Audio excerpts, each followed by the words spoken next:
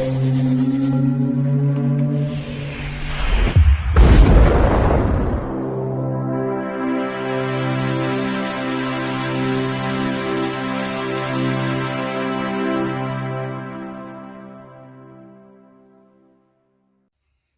Bayek, it's me Ian. And in today's video, well, I'm continuing my look at classic Doctor Who. Yes, and this is Time and the Rani from 1987. Previously, we'd had the trial of the Time Lord's final story, which was The Ultimate Foe. And the next one after this will be Paradise Towers. Now, this is season 24, and it's the first story, and it consists of 4 episodes. It was transmitted 7th to 28th of September 1981. And it's written by Pip and Jane Baker, and the script editor now is Andrew Cartmel, and this is his first big break, really, into such an important role. And he was script editor between 1987 and 1989, so he did all the Sylvester McCoy era, and it was really quite new to all this. So and I think it's interesting because he develops, I think, quite,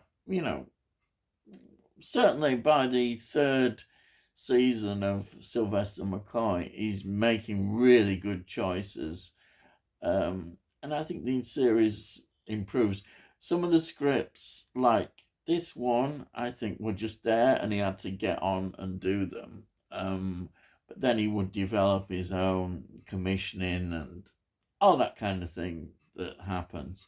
So I think some of this, particularly of this first season of Sylvester McCoy, is quite weak. I have to say some of the scripts are not that good, and it's not a really well thought of season, and but we'll get into a bit more of that. Now it's directed by Andrew Morgan, who didn't do any more Doctor Who. It was, if you look, it's all TV series and TV films. Let's get into the cast. So we have got Sylvester McCoy as the 7th Doctor. Then we've got Bonnie Langford, of course, as Mel Bush. And then we've got a return for Kate O'Mara. Yes, she's back playing the Rani and seems to relish playing this role. Then we have got Mark Greenstreet, who plays Icona. He was a stage actor. He did have a few film credits. Dream Demon 1988 was one, and Caught in the Act 1995 he directed and co-wrote. And then if you look again, it's the old story. Lots of TV series and TV films.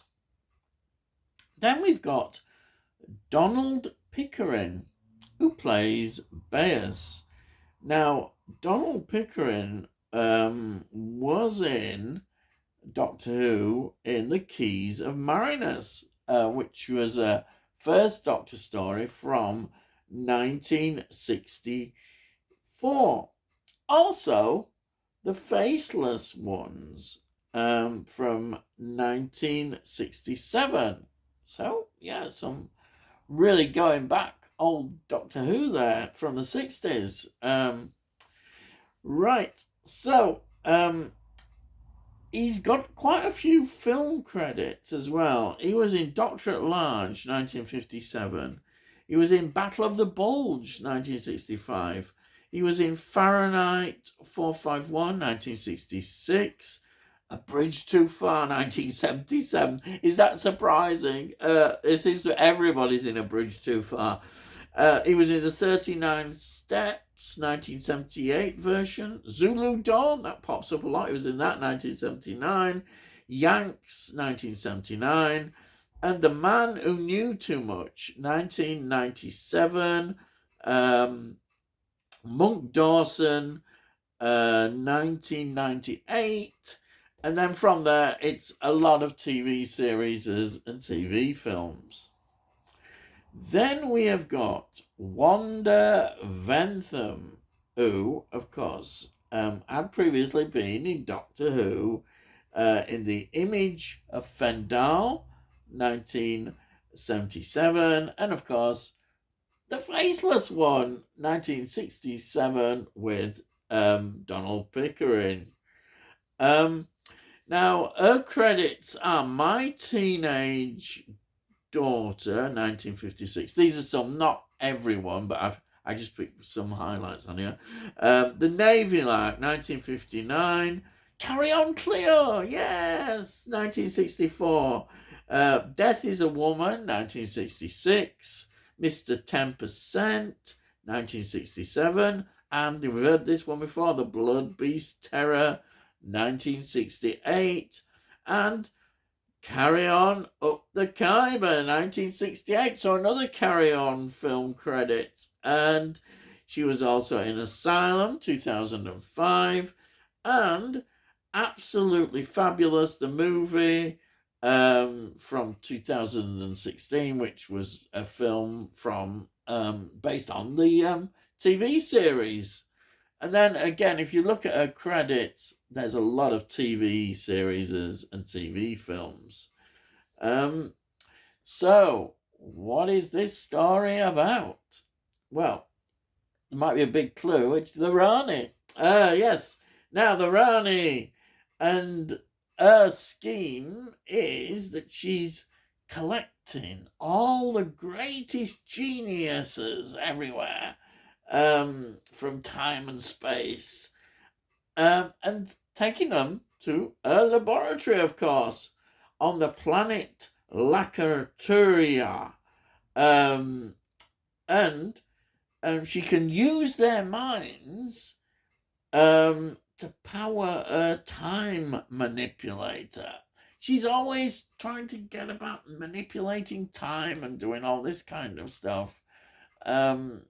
She's always into the science. It's the obsession with science. It's not like the power trip with the master. It's all about the science. And she's, as usual, up to no good. Now, of course, Mel and the newly regenerated Doctor come onto the scene, of course, in all this is going on. Of course, as usual with Doctor Who, we always get a regeneration not going so well at first. The Doctor is, as usual, all erratic and not just doing all the usual stuff that a Doctor does, and he's got no memory of Mel. We get a nice bit actually at the beginning where the Rani pretends to be Mel, and he doesn't see through it at first. He doesn't see through it, but eventually he does as things become bit more stable, but it's quite erratic. And the first thing you really notice in this is there's a lot more comedy. They've really put in the comedy. Now, is this a reaction to Doctor Who being too violent, which it had suffered through, particularly also in the Colin Baker era as well? There's too much violence. So maybe comedy was being used now more to appease those at the BBC. Because don't forget, there's all sorts of usual politics going on at the BBC. And as I say, John Nathan Turner was surprised, in fact, that they renewed it. After Trial of Time Lord, that was it. He thought that was going to be it, but no, he got the call, and yeah, he had to make this new series. And I don't think he was prepared for it. I wasn't even sure whether he wanted to do it, but he did it anyhow.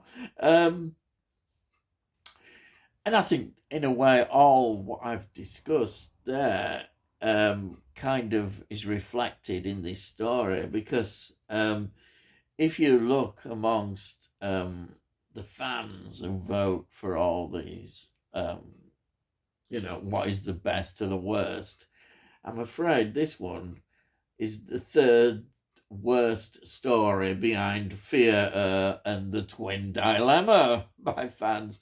It is not considered well at all. And to be honest, you can see why. It is a mess. It's just, it doesn't work.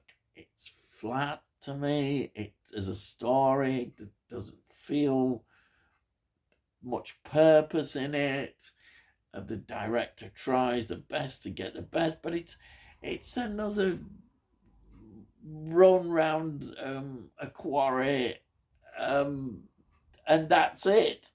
This is it. Normally I'm praising, oh look, Doctor Who is on location, but just running round endlessly around a quarry, and Mel, no, yes, I'm afraid, yes, screaming, that scream, yes, you can see why this story is not well thought of at all. Despite Kate Amara playing the role of the Rani so well, it just doesn't work. It's the story, and she does her best with what she's given here, and the same with Sylvester McCoy, who, to be honest, appears far too much comedy. I know that sounds a strange thing, because you can't beat comedy, but here it just seems it seems totally out of character in the terms of the writing. Even for a regenerated Doctor, and I think it's admitted really that yes, it isn't working at all, this story, and that is reflected, as I say, in people's opinion about it. Yes, that's that it hasn't improved at all. Watching it again hasn't really changed my opinion about it. It just doesn't work, and I'm afraid Melly's still getting on my nerves with that scream. It's terrible, and I'm afraid we're plodding on into more stories like this that just don't work. Things do eventually improve a little bit, but some of these early stories are not so good. Anyhow, but there's always more to look forward to. And he's classic Doctor Who. Even I could say, even this, which is so bad, is better than the what we've got now. So that shows you. I'd rather watch this. Right. So, before I go, I'll, as usual, show you my DVD copy. There it is. There's the back, and there's the documentary on here, which is very good. It's a good documentary, and a few other good extras. And then look at this nice disc. Lovely disc there, and the nice leaflet that we always get, which gives you a bit more sort of information. Always enjoy having that leaflet there. And then, of course, here we are, season 24. Beautiful. Look at that illustration. Beautiful. And there's a lot more documentaries, more in depth about all this. All the usual good stuff you get, extended scenes, deleted scenes, all that sort of stuff you get on here. And it's a really nice set, It's a pity about some of the episodes, but hey, it's Doctor Who. And if you collect, I suppose, of classic Doctor Who, then yes. Yeah. Modern Doctor Who, yeah. So there it is. Yes. I hope you enjoyed that. And